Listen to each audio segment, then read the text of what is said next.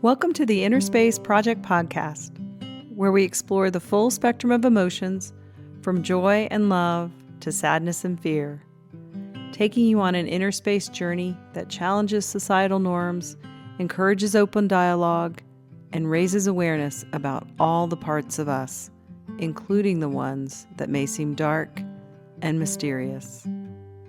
I'm your host, Dr. Patti Ashley, psychotherapist, author, TEDx speaker, and clinical trainer. Thank you for joining me as we navigate the labyrinth of emotions, dismantle stigma, and pave the way for a more compassionate and connected world.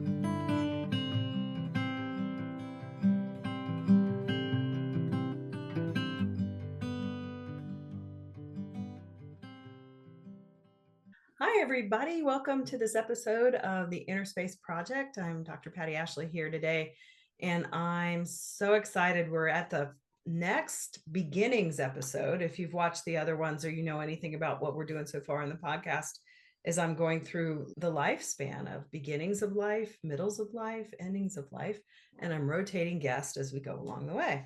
And so today I have an expert in the beginning of life that I'm going to tell you a little bit about, who is going to do this beginnings episode with me.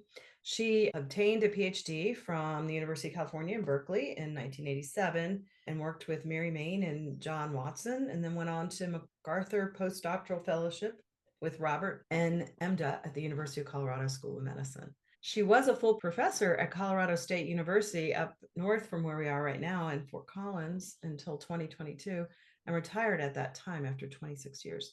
She's now the president of her own company for her intellectual property named the Emotional Availability Scale, or EA. The EA system is an attachment-based system and the most commonly used observational system to evaluate parent-child relationships. It's been used in 30 countries to evaluate parent-child relationships in every subculture in the US, and there are over 500 research articles resulting from such work. Given the system predicts both child and parent outcome in meaningful ways, EA is also heavily used in practice settings, including child custody evaluations and intervention therapy effectiveness. EA requires training, and there's an online self-paced training available. She's also formed the EA International Network to further disseminate this work to researchers and practitioners worldwide. Welcome, Zeynep Biringen. Welcome. Thanks for being here today. You've done quite a lot in your research and your work with emotional availability, which is really an important piece that we're learning about. I know that, my work is so much about kind of helping people understand emotional intelligence and what's really going on. And, it hasn't been that long when we were really in the dark ages with how we interacted with children. We thought they were just little babies and they didn't have feelings. They were kind of over here. So your research has really given us such a breadth and depth of what it means to have that emotional availability between parent and child. So can you explain to us a little bit about what A refers to or what it means? Sure. So I want to piggyback on something that you mentioned, emotional intelligence. Mhm. So emotional availability has some links with emotional intelligence in general, but emotional intelligence is about the trait of an individual, let's say in work settings. And so some people are more emotionally intelligent with their coworkers or their boss as compared to others. Those are sort of trait qualities. They're part of a person's persona. So emotional availability, in contrast, is about a specific relationship. Okay. So it's not about one person being emotionally available with the world. Right. There might be some people that we're less emotionally available with as compared to other people. And even the research shows that mothers are more emotionally available with some of their children and not necessarily all of their children. For example, twin research has been done. So I just wanted to kind of piggyback on the emotional intelligence concept, that it is different than that sort of generic emotional intelligent person, Right. which is sort of a quality that people have in most situations. So emotional availability actually refers to 4 qualities on the parent side and 2 qualities on the child side. And this is in the context of a specific relationship. So let's just imagine a mother. It could easily be a father as well, with a particular baby, toddler in their family. And so there are 4 qualities that the parent would have, and those are sensitivity, structuring, non-intrusiveness, and non-hostility. And it's about those qualities in this particular relationship with that particular baby or toddler. And then on the child side, there's also emotional availability to the parent. And so again, it can be different with each parent. So child responsiveness to the parent is the first, and child involvement of the parent is the second.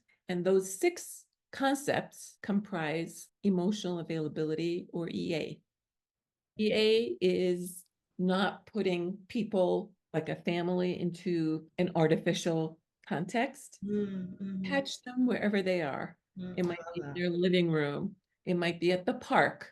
It might be, in the office. It's anywhere people go. It's very real world. It's not a particular paradigm in a specific situation and for a specific period of time, the way some other tools are. This Mm. is, you go where people are in the real world. Yeah, That's kind life, even when it's messy, right? That's so important.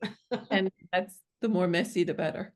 Yeah, because it is messy, And and yeah. I think sometimes we do a disservice to parents when we don't when they have an expectation that it's not supposed to be messy, right? It's like life is just sometimes clunky, and that's all part of the deal. So that's very interesting. So you've spent a long time developing all of these measures. Is EA associated with emotional literacy of the parent or child in any way? Is the other question we were going to go into, which I think you've touched on a little bit in terms of saying it's a kind of a different thing, right? Do you want to say more about that? So basically, I have been doing work on EA for a long time. Actually, I started, this is going to date me, but basically, it started during my dissertation.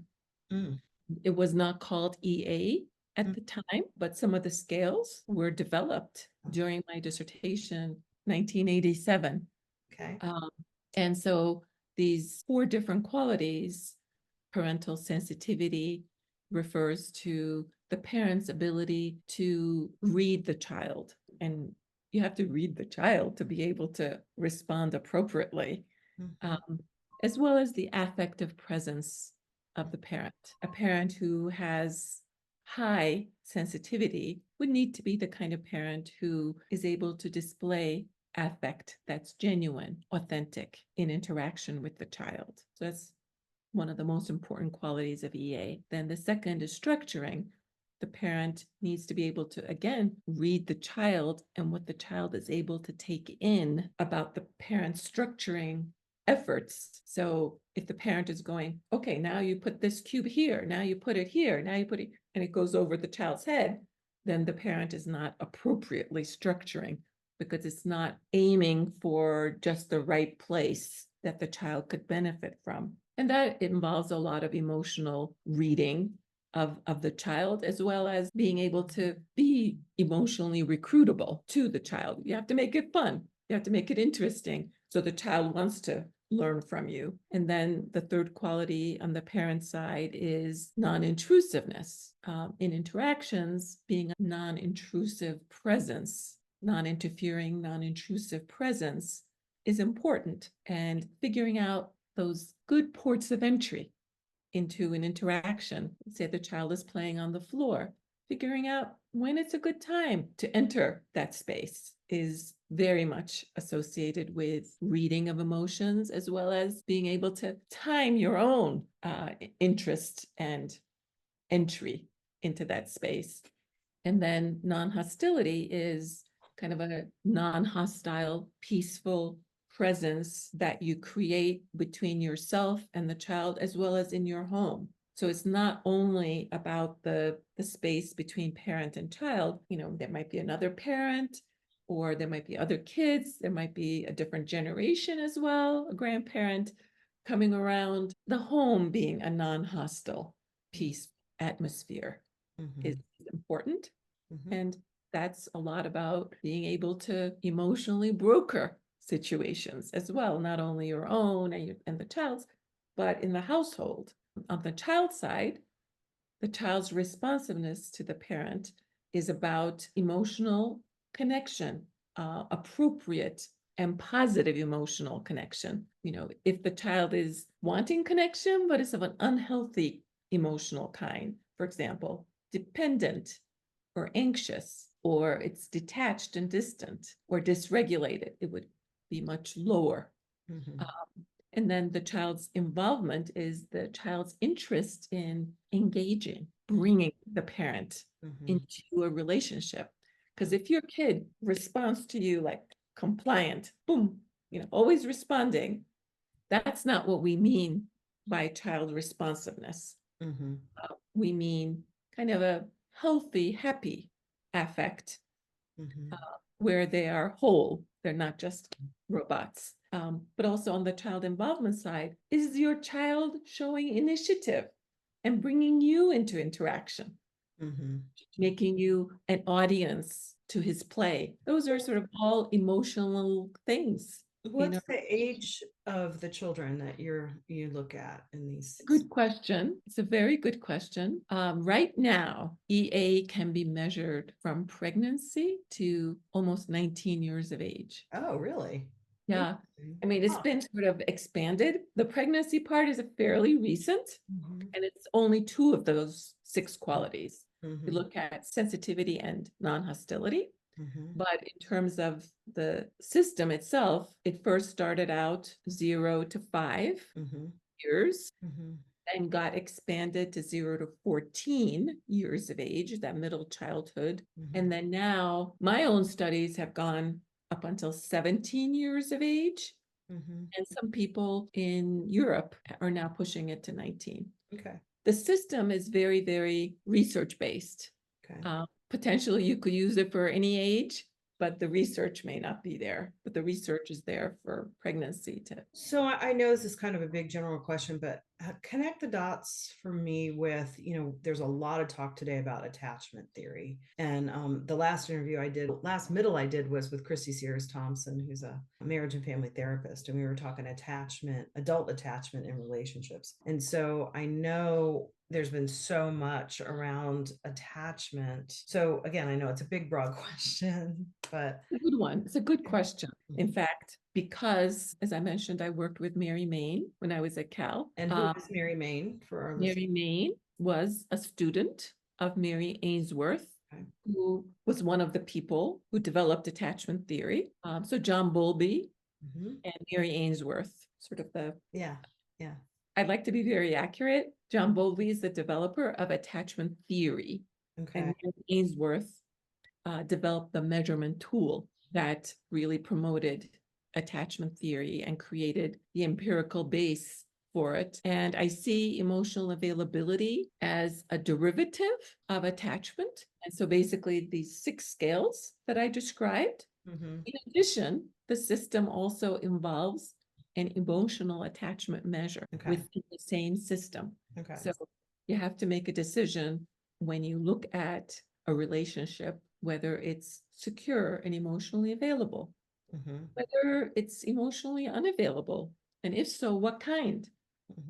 And we have a zone that's called complicated, which is similar to the attachment category of insecure, resistant, or anxious. Then you go down a little bit more, and it's detached zone per the emotional availability zone system, which is analogous to insecure avoidant type of attachment. And then the lowest is called problematic / traumatized / traumatizing, which is analogous theoretically with insecure, disorganized, dysregulated type of attachment. And so the system itself has scales, 6 dimensions that I mentioned, but it also has zones that are patterned after attachment categories, and we've validated the zones against traditional attachment measures. So how do you get your people that you use for the research?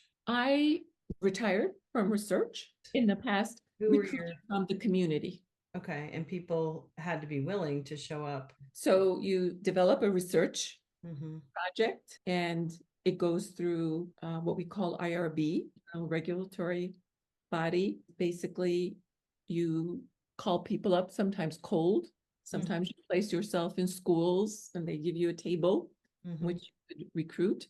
Okay. Sometimes we just recruited from, mom and baby swim classes Okay. uh, or yoga classes. Just recruit from the community Right. and bring them in and do that. And then even during COVID, we brought them in via Zoom. Okay. Yeah. So you've really been working on this for a really long time. And it's interesting, because my work around shame and how people feel when they're under kind of being, their behaviors being monitored or looked at. So I think it's interesting, that you've been able to find such a large group of people who are willing to be, observed and help you gather all of this information because it seems really important. Well, my research has focused on community samples. Mm-hmm. However, what I have done is I train other professionals to use the system, and there's a whole training process and course and getting reliable and accredited before you can actually use the system. It's not an easy, I mean, it sounds so easy, emotional availability. No, it feels doesn't sound very- easy. It does not. it feels like it's a very user-friendly Uh-huh. tool. And once you get used to it, it is user-friendly. But I train professionals. And initially, it started out with researchers, and then now it's worked its way into clinicians and practitioners quite a lot. But what's been really exciting about the research is I trained such a wide variety of people all around Mm-hmm. the US and around the world, and they go do their own research. Mm. And so those 500, it's probably 600 now. I mean, right now, I have 3 papers on my desk that I've been asked to review. Mm-hmm. Every month of my life since I started doing this, I've been reviewing some 3 per month, Mm-hmm. just, Mm-hmm. just me. So there are a lot of papers out there using this. And what's nice is that some people, some researchers are not using community samples. For Mm-hmm. example, they work in clinics, they work in hospitals, where Mm. they get to see, for example, right now, I'm working closely with a clinic in Japan, and they see very, very challenging cases of mothers who had um, some very negative experiences during their own childhoods. Mm-hmm. Mm-hmm. And so that's not the kind of sample that I could get from a community outreach. Ah, right, right, So right. that's like a whole different. So the research and samples of moms is a large number. Mm-hmm. It's all around the world. And so we get to really understand, well, what's it like in Germany? And Yeah. what's it like Oh. in Japan or China Oh, or that's Korea? fabulous. I mean, what great information to use. And I think you had said you're, hoping to develop this a little bit more in terms of, okay, now we have this information. What are some tools that are going to be useful for practitioners? And I think that's the exciting part for me is like, okay, we gather this information and, how are we going to help people evolve? Yeah. Yeah. I mean, basically, it took us a while to get Mm-hmm. there, but we have a tool called EA briefing, Mm-hmm. which is a way after you evaluate a relationship's EA, well, how do you share it with the parent? And Mm-hmm. so that's called an EA briefing. Okay. So that's been really exciting. And when we provide that feedback, we do it in a really cool way. I was going to say, yeah, you have to be gentle, kind and gentle. Well, we provide it with an eye toward improving Right, right, right. the EA in that relationship. Right. And with one session, we have been able to move people up significantly from one of the emotionally unavailable zones, sometimes to emotionally available. Wow, that's amazing. It's incredible. So, is EA associated with the mental health or health of parents or the children? Is the other question we have, which you sort of touched on as well. Do you want to say a little bit more about that? Yeah. So related to even like bridging this question with the prior one on emotional literacy, I wanted to just mention some of the research that people have done and found related to emotional literacy, basically.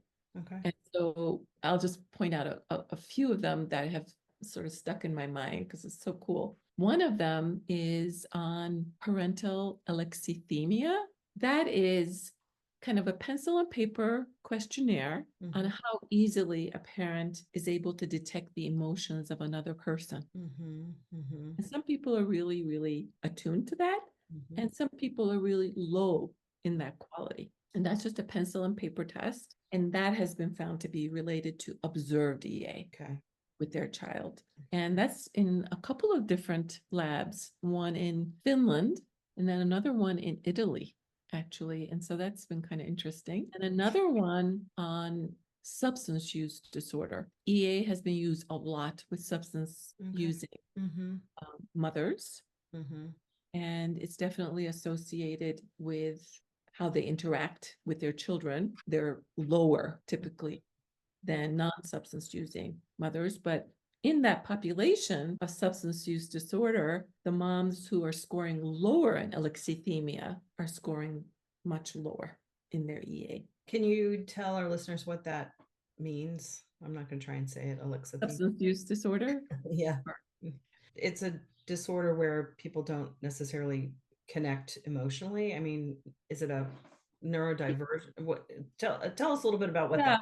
It can be a whole range of spectrum of things, but people who are having challenges in detecting emotions in general of others in their environment, and sometimes they just have challenges with emotions in general, have challenges in detecting their child's emotions as we observe it. Okay. So one is a pencil and paper test, but it translates into the observable realm. Which poses the question for me, because I've been fascinated lately with the rise in autism and, you know, the conversations around neurodivergence, and autism is a type of neurodivergence, but probably what we're describing is part of that as well. So, you know, in that population, how does the EA scale? Is there like a variability in terms of if you're measuring, say, neurodivergent or autistic people? Yeah, so to my knowledge, there's no research on the parents being diagnosed with autism spectrum disorder in relation to EA. Where the research exists is the children being diagnosed with autism spectrum disorder, ASD. And the children get lower scores than neurotypical children, and their parents actually also get lower scores as compared to the parents of neurotypical. And so basically that makes sense, doesn't it? But there is a whole range. There is a whole range. So it's not as if everybody is low. There is a range out there. Because what I'm noticing is some of the challenges of the autistic population in terms of emotional availability. So it'd be interesting to see how a measure might help, you know, support learning how to be more connected and available, because that seems to be so much a piece of working with the autistics. So interesting stuff, very important. I think you had wanted for me to touch on the mental health piece. And so I wanted to just say that there's been a lot of work done on depression, borderline personality disorder, anxiety, and so on, and substance use disorder. And generally speaking, the observed EA, the observed mother-child EA is lower in these populations. But in some cases, in depression, for example, it's not necessarily lower. There are some women who are able to move past their inner feelings and behaviorally show a different style with their children. I also want to just say a few words about dads. Yeah. So when we say parents, you know, I don't want it to be about moms only. With the developmental disabilities population, and found that moms and dads both step up to the plate and they show comparable levels of EA, whereas in a general population of typically developing children, the dads are a little bit lower, but in children with Down syndrome or children with autism spectrum disorder, some other disabilities, they're kind of at the same level. Interesting. Fascinating. And I'm sure the research it could go to infinity in terms of what we know, which is again the reason why I started the Inner Space Project. Is I felt like it started with Jeff Bezos going to outer space and exploring outer space, and I thought, boy, there's so much in our inner space that we don't know about. So this is just a great scale to help us kind of see some things that we've never really explored before. It's kind of like, we're exploring inner space. So thank you so much for all of your insight around that and the work that you do. It seems really, really valuable. Which brings me to these questions I'm asking all the guests is what are your thoughts about inner space? I'm calling it the place inside us that contains the spectrum of all of our emotions, joy and love, sadness and fear. What are your thoughts about exploring those parts of ourselves? I have to say that emotional availability construct is about the observable. Mm-hmm. And so we can make some inferences about the inner space of parents or children, Mm-hmm. but it's really, we have to be able to observe Mm-hmm. these qualities. Mm-hmm. However, what's really interesting, and I think gets at the inner space issue, is you're putting a camera on a parent-child relationship. Mm-hmm. It's possible that parent would want to look her best or his best. And so you may not get a sense of that person's inner space. Right. It's more the outer, Right. Yeah. outward looking Yeah. face. However, the children help us get to that inner space Yeah. because children, especially infants, young children, they don't, when they see a camera, Right. like they're not trying Right. to look their best. Right. They're looking the way they typically are. And so they bring in the history of the relationship Mm-hmm. in Mm-hmm. a way that a parent may not. And a parent then has to adjust to the child acting a certain way. And so that gets at, I think, inner space of the family. And so the child is, so the parent cannot, in the EA system, the parent cannot look good without the child. So, like, let's say I'm really psyched with my kid and I'm putting on my best face on the camera. Mm-hmm. And then my kid goes, Mm-hmm. it's hard for me to look good in terms of sensitivity and emotional availability without my child. That gets at what's going on in the inner space. One of my favorite quotes is Margaret and Jordan Paul. They wrote years ago, children are our divine teachers. When we fail to see their light, it is our vision that needs clearing.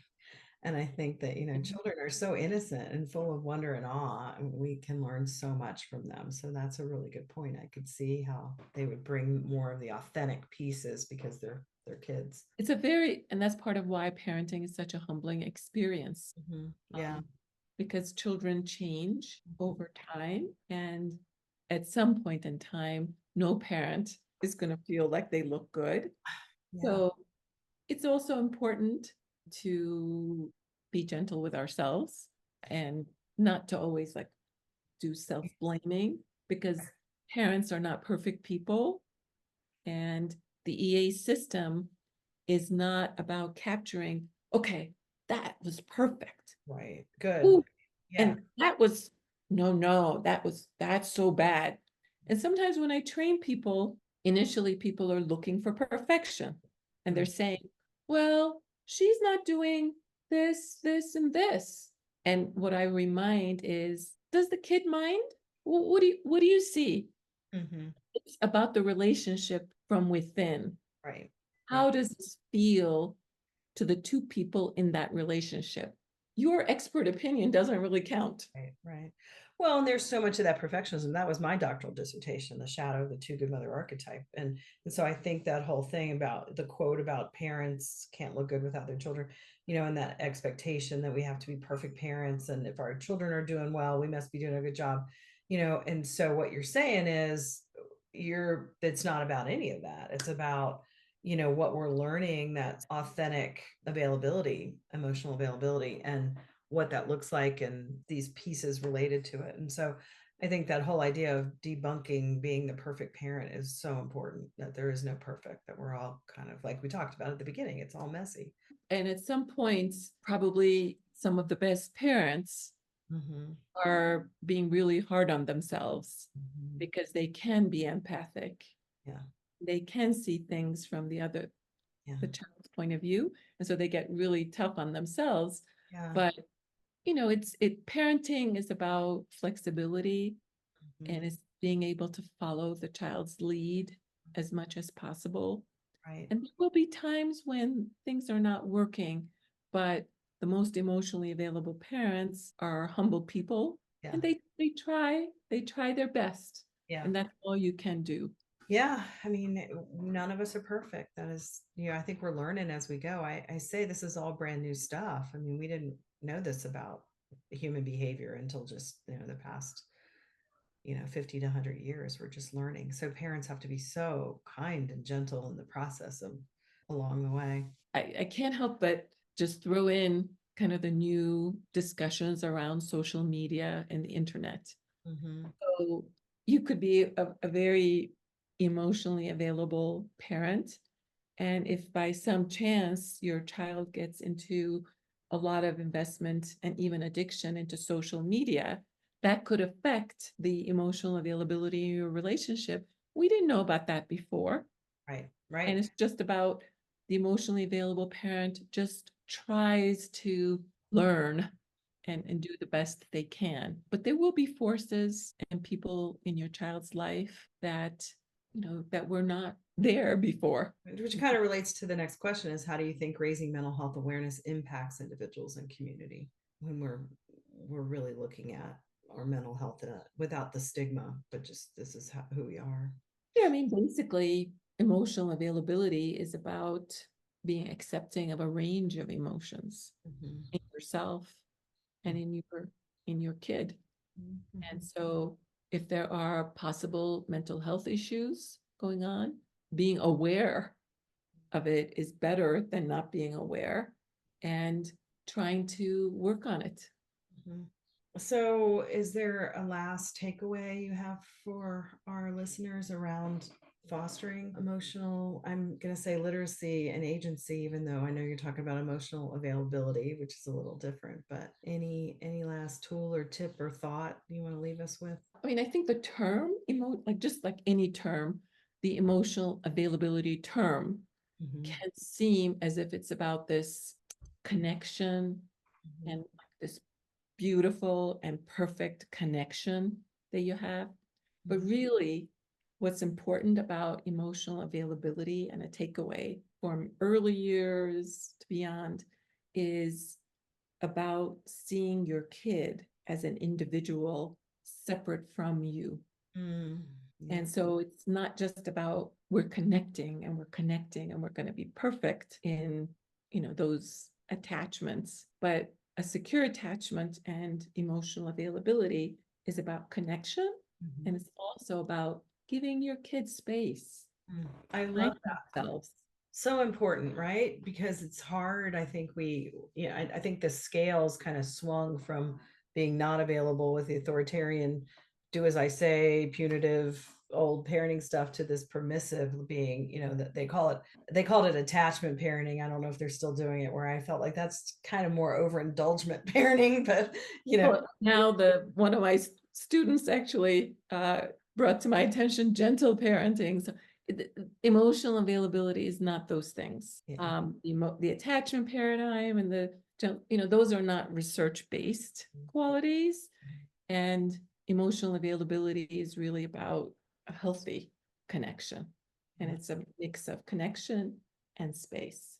Beautiful. That's a great way to end our conversation. Thank you so much for being with me. Thank you for having me. Is there anything that you think our listeners might want to check out that you're doing, your trainings or anything, website? The website, and easy to remember, not always easy to spell, www.emotionalavailability.com. Okay, great.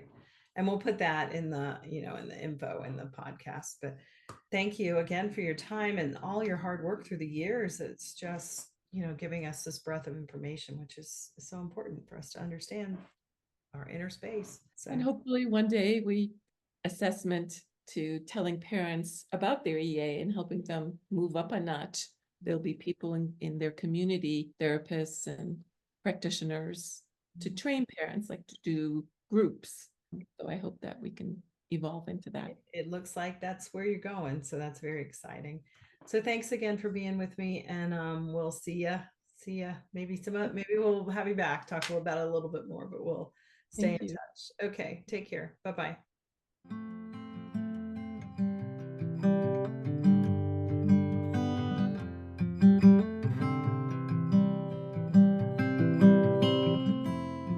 Thanks for tuning in.